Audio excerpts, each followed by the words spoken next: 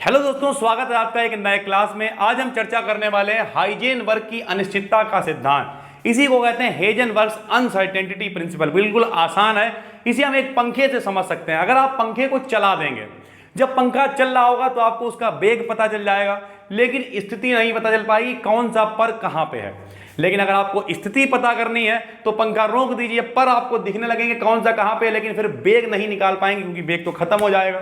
तो इन्होंने यही कहा कि अगर कोई छोटा सा सूक्ष्म यानी गतिशील कण, यानी यदि कोई सूक्ष्म गतिशील कण तीव्र वेग से गति कर रहा है तो उसकी स्थिति, ध्यान से समझिए, और संवेग दोनों को साथ साथ नहीं निकाल सकते हैं। यानी अगर एक स्थिति निकाल लोगे तो संवेग अनिश्चित होगा, संवेग निकाल लोगे तो स्थिति अनिश्चित होगी। इसीलिए इसे कहा गया अनिश्चितता का सिद्धांत। यानी किसी गति करने वाले सूक्ष्म कण की स्थिति और संवेग का साथ साथ पता लगाना असंभव होता है। यदि आप स्थिति ज्ञात कर लेंगे तो संवेग नहीं ज्ञात कर पाएंगे, और संवेग ज्ञात कर लेंगे तो स्थिति ज्ञात नहीं कर पाएंगे। यानी दोनों में एक चीज हमेशा अनिश्चित होगी। इसी को कहा गया हाइजेनबर्ग की अनिश्चितता का सिद्धांत। फिर से बता देते हैं, किसी अत्यंत सूक्ष्म गतिशील कण यानी गति करते हुए कण की स्थिति और संवेग का एक साथ पता लगाना असंभव होता है।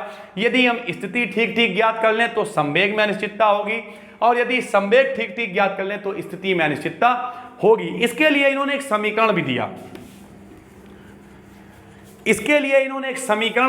समीकरण यह था, स्थिति को इन्होंने माना डेल्टा एक्स। स्थिति को क्या माना? Delta x. और संवेग को माना डेल्टा पी। संवेग को क्या माना? Delta P. बोले दोनों का गुणनफल या तो बड़ा होगा या बराबर होगा h/4π के।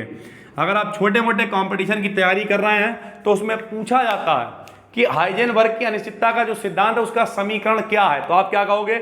स्थिति और संवेग। स्थिति को बताइए काहे से लिखा है? x से। संवेग को काहे से लिखा है? p से। अब ये बड़े का निशान है, देखो इधर, या तो ये बड़ा है या फिर बराबर है किसके?